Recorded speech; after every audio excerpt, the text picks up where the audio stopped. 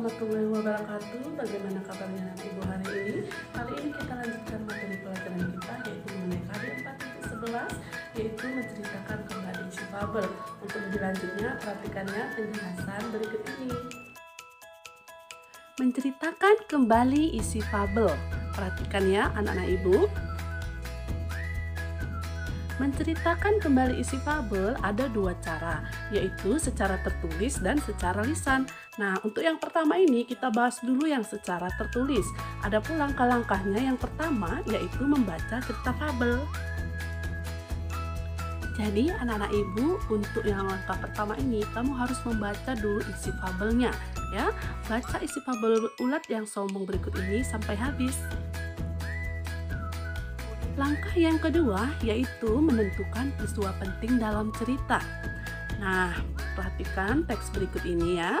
Nah, yang Ibu beri tanda garis bawah itu adalah peristiwa-peristiwa penting dalam teks ulat yang sombong. Perhatikan dengan seksama ya anak-anak Ibu. Baiklah anak-anak Ibu, berikut ini adalah langkah yang ketiga, yaitu mengembangkan peristiwa tadi menjadi sebuah cerita dengan menggunakan bahasa kita sendiri. Nah, berikut ini adalah contoh hasil dari mengembangkan peristiwa tadi menjadi sebuah cerita. Perhatikan ya anak-anak Ibu, teks berikut ini yaitu ulat yang sombong. Baiklah anak-anak Ibu, tadi adalah menceritakan kembali isi fabel secara tulisan. Nah, kali ini kita akan membahas menceritakan kembali fabel secara lisan. Nah, ada pula langkah-langkahnya, yaitu yang pertama, kita harus membaca cerita fabel terlebih dahulu. Kemudian langkah yang kedua yaitu mencatat tokoh-tokoh fabel. Jadi ini sangat penting, kita harus mencatat terlebih dahulu siapa-siapa saja yang termasuk ke dalam tokoh-tokoh fabel tersebut. Kemudian langkah yang ketiga yaitu menentukan peristiwa penting dalam cerita. Jadi kita harus menentukan peristiwa-peristiwa apa saja yang penting yang terdapat pada cerita fabel tersebut. Kemudian langkah yang keempat adalah mencatat latar fabel. Nah, latar fabel ini ada latar waktu, latar tempat, dan latar suasana dalam cerita fabel tersebut. Kemudian langkah yang kelima yaitu menceritakan kembali fabel. Nah, setelah kita tadi membaca fabel, menentukan tokoh, dan menentukan peristiwa pentingnya, barulah kemudian kita menceritakan kembali isi fabel. Nah, bagaimana menceritakan kembali ini? Yaitu dengan memperhatikan penampilan dan gerakan tubuh kita. Jadi, penampilan ini dan gerakan tubuh juga sangat penting untuk mendukung bagaimana kita menceritakan fabel secara benar. Nah, kemudian langkah yang berikutnya yaitu kita harus memperhatikan intonasi, irama, dan artikulasi serta lafal ketika kita menceritakan kembali isi fabel. Nah, kemudian yang kedelapan, kita menceritakan bagian pembuka terlebih dahulu, kemudian inti dan penutup. Nah, secara urut ya. Nah, kemudian berikutnya kita harus mengakhiri dengan penutup yang santun, bisa dengan pantun atau bisa dengan memberikan pesan atau amanat pada fabel tersebut. Tugas latihan, dengarkanlah pembacaan fabel berikut ini, kemudian kerjakanlah tugas latihannya. Semua istimewa. Ulu, seekor katak hijau, sedang berdiri di pinggir kolam. Hari itu langit sangat gelap dan hari seperti itulah yang Ulu sukai. Tidak lama kemudian, air mulai menetes perlahan-lahan dari angkasa. Hujan telah tiba. Ulu berteriak dengan gilang. Ulu pun mulai bersenandung sambil melompat-lompat mengitari kolam. Ia melihat semut yang kecil sedang berteduh di balik bunga matahari. Wahai semut, hujan telah tiba. Jangan bersembunyi. Seru Ulu kepada semut yang sedang berusaha keras menghindari tetesan air hujan. Semut menghela napas dan menatap Ulu dalam-dalam. Ulu, aku tidak suka dengan hujan. Kamu lihat betapa mungilnya tubuhku. Air hujan akan menyeret dan menenggelamkanku ke kolam. Aku tidak bisa berenang sepertimu, makanya aku berteduh. Sahut semut. Makanya semut, kau harus berlatih berenang. Aku sejak berupa berudu sudah bisa berenang. Masa kau tidak bisa? Berenang itu sangat mudah. Julurkan saja kakimu. Ulu menjulurkan kakinya. Dan tendang ke belakang seperti ini. Ups, maaf, kakimu kan pendek. Ulu melompat meninggalkan semut. Semut hanya bisa menatap Ulu dengan kesal.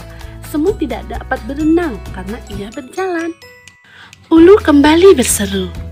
Hujan telah tiba, hujan telah tiba. Oh, hai ikan, aku sangat suka dengan hujan. Bagaimana denganmu?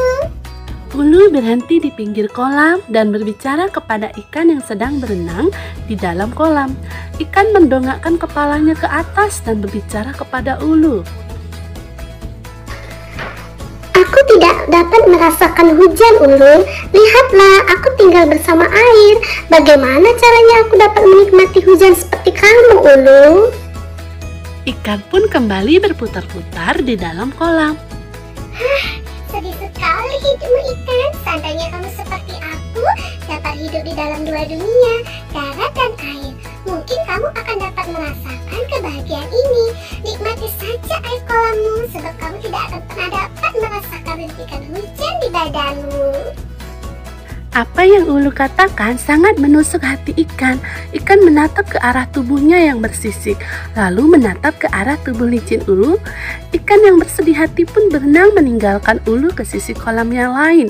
Ulu pun kembali melompat-lompat di sekitar kolam dan kembali bersenandung. Saat Ulu tiba di bawah pohon, ia melihat burung sedang bertengger di dahan pohon dan membersihkan bulunya. Ulu mengira burung juga sama seperti semut dan ikan yang tidak dapat menikmati hujan. Hai burung, kenapa kau tidak mau keluar dan menikmati hujan? Apakah kamu takut bulumu basah? Atau apakah kamu takut tenggelam ke dalam kolam seperti semut? Ataukah memang kamu tidak bisa menikmati indahnya hujan seperti ikan? Setelah berkata demikian, Ulu tertawa kencang-kencang. Burung menatap ke arah Ulu yang masih tertawa. Hai Ulu, apakah kau bisa naik kemari? Ulu kebingungan. Apa maksudmu, burung? Apakah kau bisa memanjat naik kemari, Ulu? Apa yang kau maksud, burung? Tentu saja aku tidak bisa. Ulu cemberut dan menatap ke arah dua kakinya. Ulu menyesal punya kaki yang pendek sehingga tidak bisa terbang. Ulu, tidakkah kamu tahu bahwa Sang Pencipta membuat kita dengan keunikan yang berbeda-beda? Aku tidak bisa berenang sepertimu dan ikan, tetapi aku bisa terbang mengitari angkasa. Burung kembali berkata dengan bijak. Itulah yang kumaksud, Ulu. Kita masing-masing memiliki kelebihan sendiri. Semut tidak bisa berenang sepertimu, tetapi ia bisa menyusup ke tempat-tempat kecil yang tidak dapat kau lewati. Ikan tidak dapat melompat-lompat sepertimu, tetapi ia bernapas di bawah air. Kamu tidak seharusnya menghina mereka. Ulu mulai menyadari bahwa tindakannya salah. Diam-diam Ulu berpikir bahwa tindakannya itu tidak benar. Ia seharusnya tidak menyombongkan kelebihan dan menghina teman-temannya. Maafkan aku, burung. Ucap Ulu seraya menatap sendu ke arah semut dan ikan yang sejak tadi memperhatikan pembicaraan mereka. Maafkan aku, semut, ikan. Selama ini aku telah menyinggung perasaanmu. Sejak saat itu, Ulu mulai menghargai teman-temannya dan mereka pun menyukainya kembali. Demikianlah cerita fabel, semua istimewa. Jadi pesan yang ingin disampaikan dari fabel tersebut adalah sebagai ciptaan Tuhan, hendaknya bisa hidup saling menghargai, tidak menghina makhluk yang lain, dan jangan menyombongkan kelebihannya karena Sang Pencipta menciptakan semuanya dengan keunikan yang berbeda-beda dan harus mau saling memaafkan. Terima kasih. Tugas praktik 1. Ringkaslah isi fabel semua istimewa.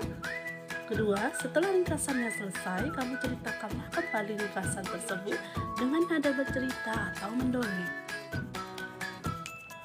Demikianlah pembelajaran kita hari ini. Bagaimana? Mudah bukan? Ibu dan ibu tetap jaga kesehatan dan tetap semangat.